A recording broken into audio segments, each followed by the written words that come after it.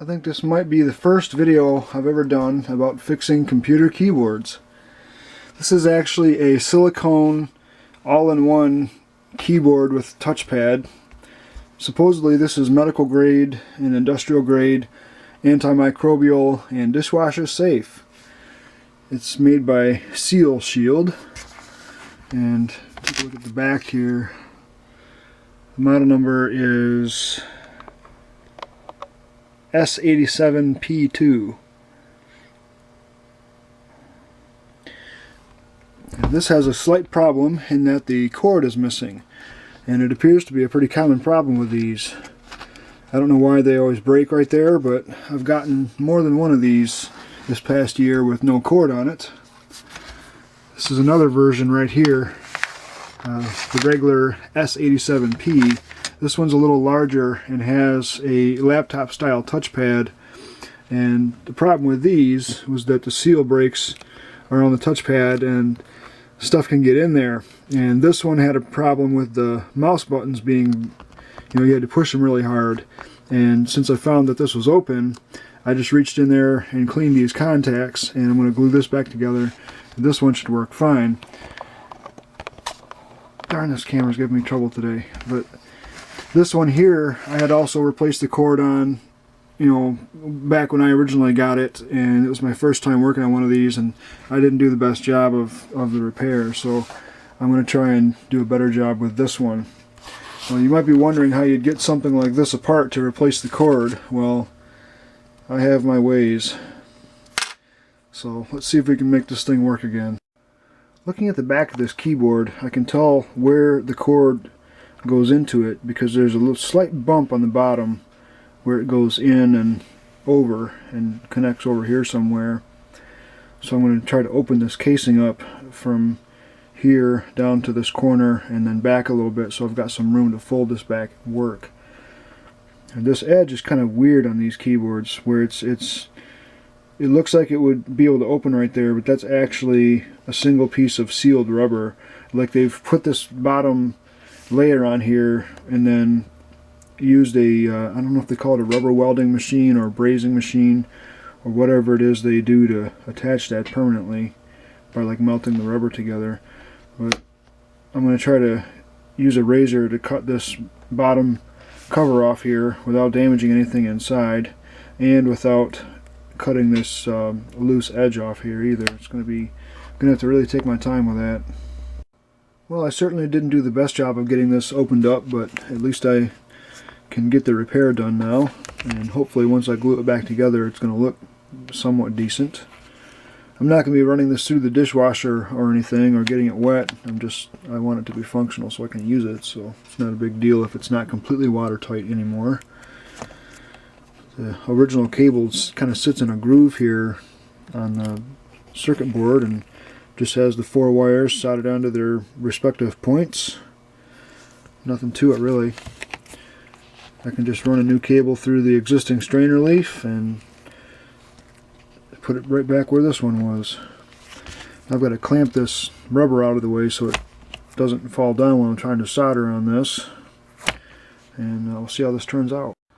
Alright, moving a bit ahead here, you can see I've got the new cord installed, and the reason that I don't have the jacket coming all the way up here is because the replacement cord is thicker and it won't fit inside this slot. But this whole board is basically one big ground plane on this side, so I'm not too concerned about shielding or all that for that short distance. And next step is to test this thing, make sure it works before I go and glue it all back together. And this cord was actually just a regular USB Type A to Type B cord, like a printer or something would use. I had a few of those laying around, so I just cut off the other end of it, and I think it'll work good for this keyboard. It's plenty flexible enough. So anyway, let me take it over to the computer over there and see if it works before I seal it up. Alright, moment of truth. Will it work? I certainly hope so.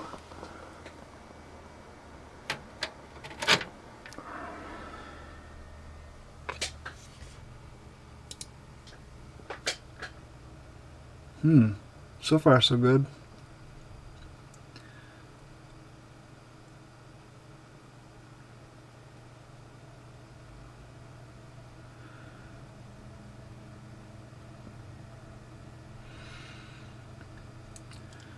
Love how long Windows Update takes sometimes.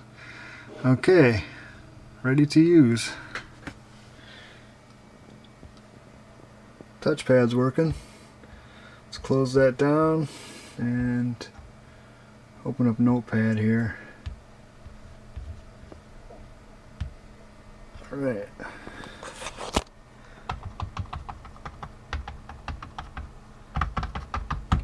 Yeah, it's working.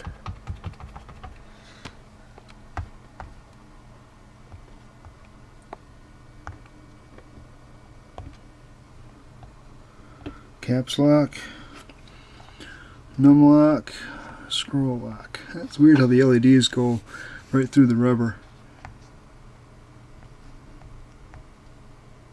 And it turns it on the other keyboard too. That's cool. Forgot about that.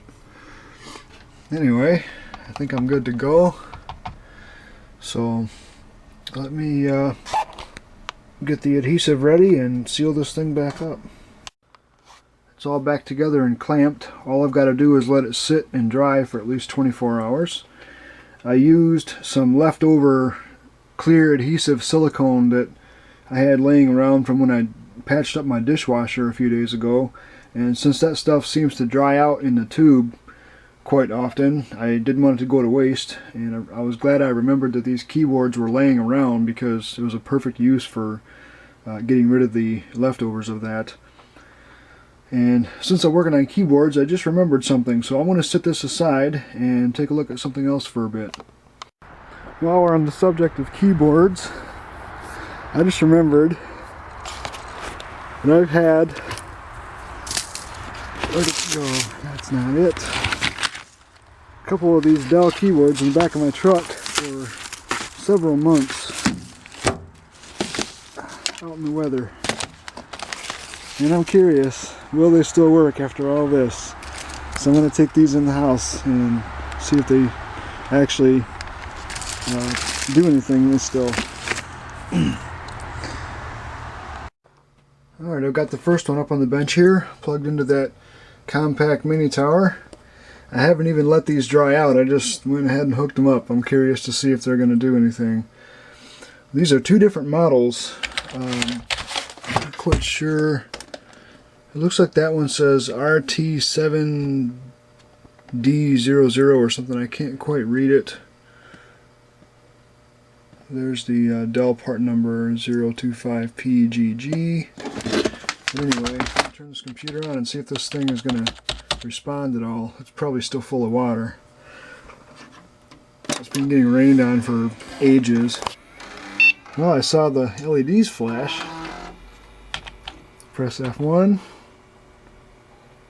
Holy crap, it actually, I don't believe it.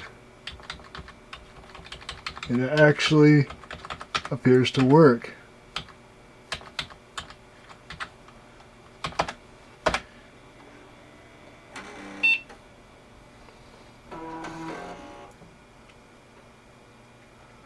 Wow.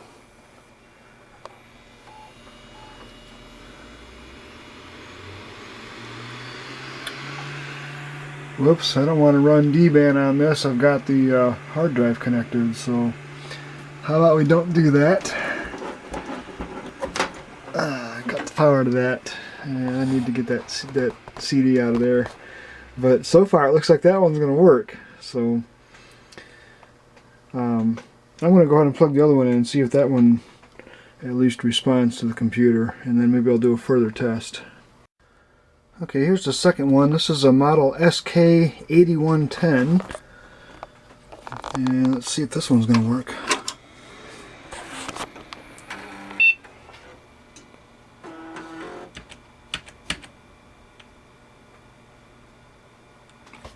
Wow. Well, the arrow keys are working, so... Man, I still can't believe these things can sit out in the weather for the entire summer, getting rained on, you know, and then getting snowed on, then getting frozen, then getting dried out, then getting rained on again, and still appear to function. That is crazy. I don't think these are meant to be Are these washable keyboards maybe?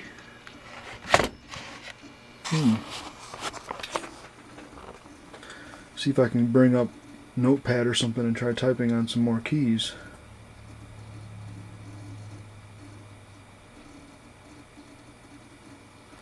Except this computer's going to take 100 years to boot up. It's got the original, very junked up install of Windows XP on it still.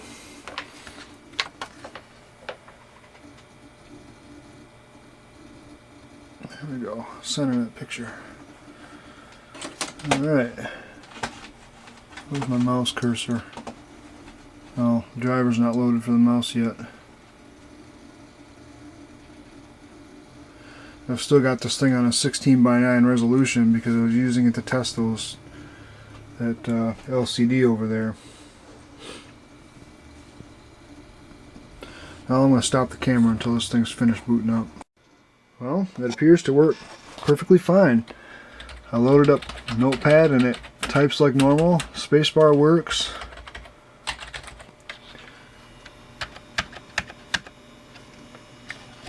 LEDs are all working. I don't believe these are waterproof keyboards or anything. They might be classified as a spill resistant. I see they've got these drain slots in the front, but these have been out in the weather for probably at least 6 months, getting soaked in the rain and then baked in the sun. And then this past week they got snowed on and covered under ice and then thawed back out, and I brought them in the house and didn't even let them dry before I plugged them in. So I think these are good enough that I'm going to clean them up and keep them around for spares, because even though they're only a PS2 interface, I can still definitely use keyboards like this. So impressive. And I'll follow up on that silicone or rubber keyboard, whatever you want to call it, tomorrow night once the glue is dry. And I guess that's that for tonight. Well, even though there's not much to say about this, I said that I would follow up when it was done. So anyway, here's what it ended up looking like. There's a little bit of excess glue on here, but still looks pretty good. Perfect little workshop keyboard. Nice and compact, and it's got everything I need on it. Really nice for a server rack or anything else that's in kind of a rough environment. So I know there wasn't much to this video, but at least it was something to do for now. I do have some other stuff coming up. I've got this radio that I'm eventually going to work on, and I've also got some computer stuff to do hopefully this weekend. So I may or may not have enough on that I can make a video about it. Just wait and see, I guess. But anyway, have a keyboard video. That's about all I've got to do with this.